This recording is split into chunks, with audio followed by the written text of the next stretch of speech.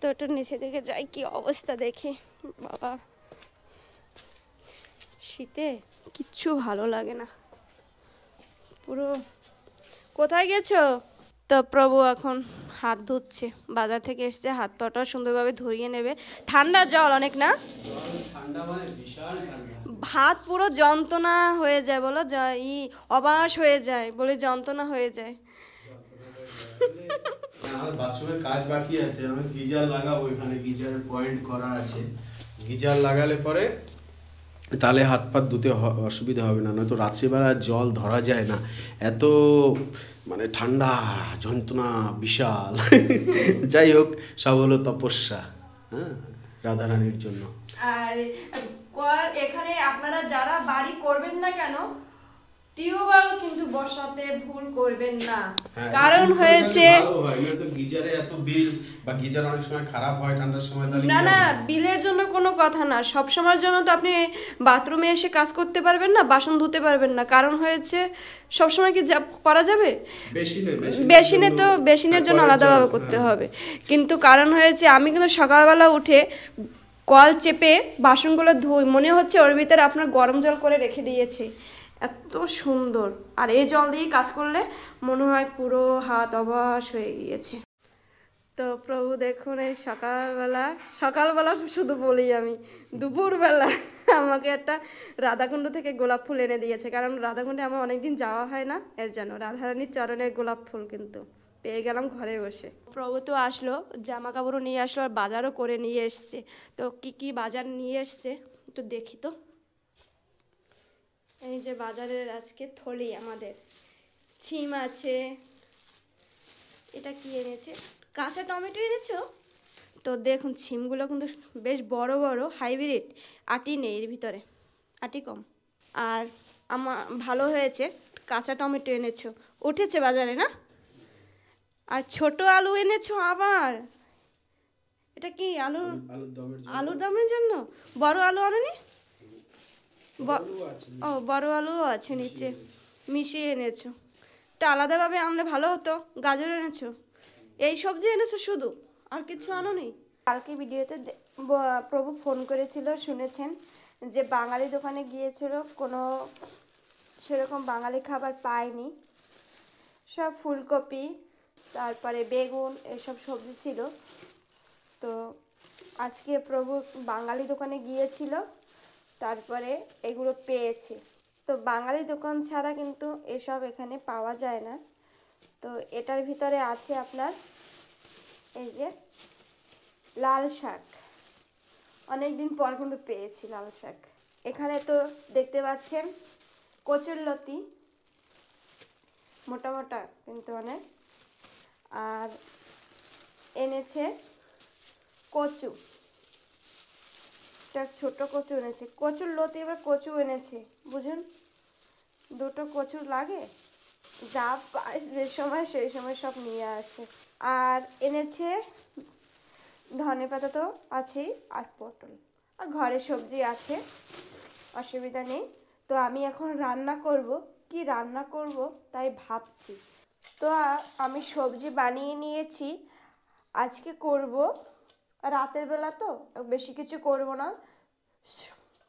বাঁধাকপি কুচিয়ে নিয়েছি, বাঁধাকপি ঘন্ট করব, আর আলু সয়াবিনের সবজি করব।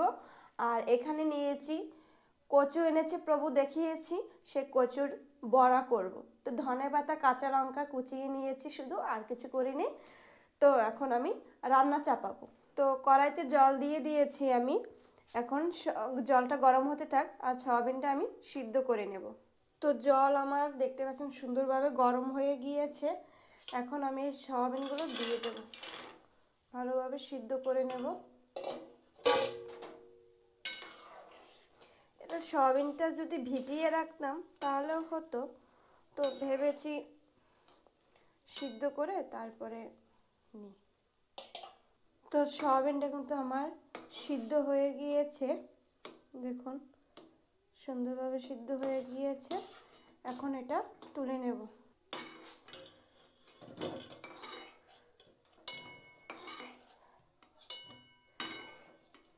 তো এখন নামিয়ে নিলাম, আর ঠান্ডা জলে ভালো করে ধুয়ে নেব। এইভাবে সুন্দরভাবে এভাবে নিগড়িয়ে নিগড়িয়ে ধুয়ে নিতে হবে। এই যে দেখুন ধুয়েছি পর কিন্তু কেমন একটা জল বের হয়েছে,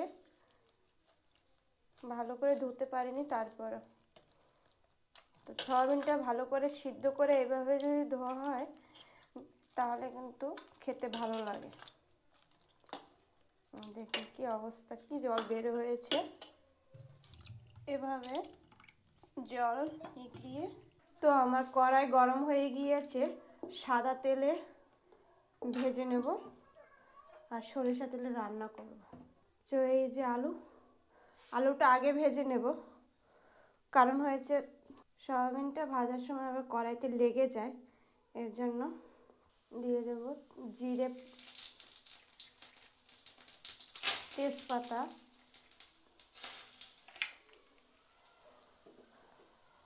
লং এবং গোলমরিচ,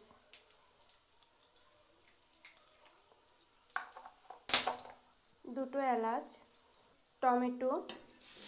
তো টমেটোটা সিদ্ধ করার জন্য তাড়াতাড়ি একটু হালকা নুন দিয়ে দেবো, তাহলে টমেটোটা তাড়াতাড়ি সিদ্ধ হয়ে যাবে।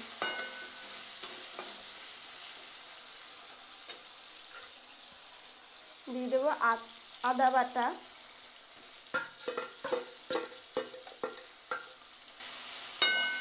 তো টমেটো প্রায় সিদ্ধ হয়ে গিয়েছে। দিয়ে দেব জিরে ধনিয়া বাটা, দিয়ে দেব জিরে ধনিয়া বাটা, কাঁচা লঙ্কা, হলুদ,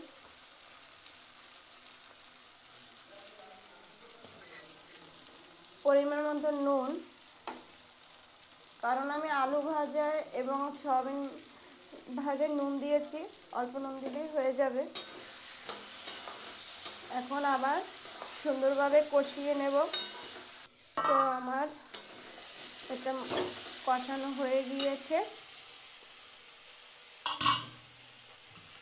এখন সয়াবিন আর আলু ভাজা দিয়ে দিলাম।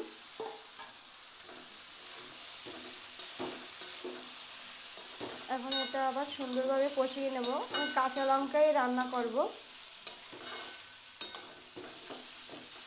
কারণ আমরা শুকনো লঙ্কা বেশি ইউজ করি না, কাঁচা লঙ্কা সব কিছুতে কাঁচা লঙ্কাই ইউজ করি। তো এটা হালকা একটু কষিয়ে নিই। তো সুন্দরভাবে কষিয়ে নিয়েছি, এখন পরিমাণ মতো জল দিয়ে দেব।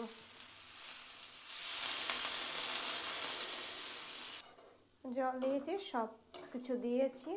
একটা জিনিস দেওয়া হয়নি আমার, সবচেয়ে মূল্যবান জিনিস আমার কাছে, হিং। দেখুন কথা বলতে বলতে আমি হিং দিতে ভুলে গিয়েছি। অসুবিধা নেই, এখন দিয়ে নিই।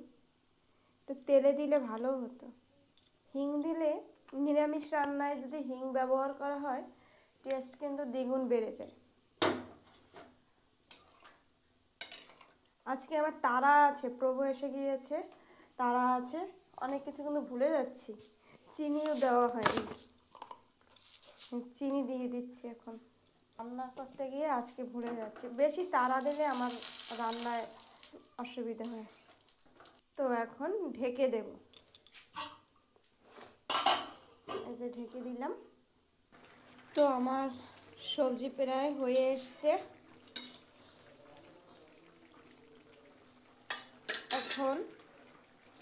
এখন দিয়ে দেব গরম মশলা।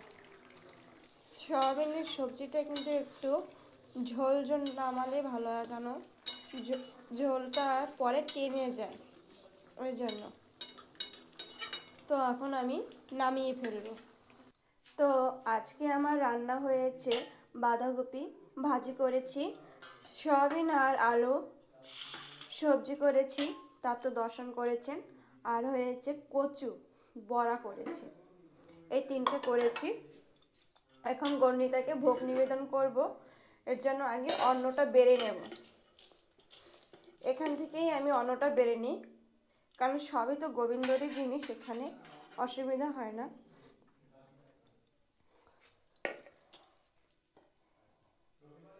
আর রাতে আমরা গণিতে এই 3টে আইটেম দিয়েই পাবে। সব গরম গরম দেখাচ্ছে কিন্তু ধোয়া উঠছে, কিন্তু একটু পরে 2 মিনিট পরে পুরো ঠান্ডা হয়ে যাবে, মানে ঠান্ডা পড়েছে না বেশি।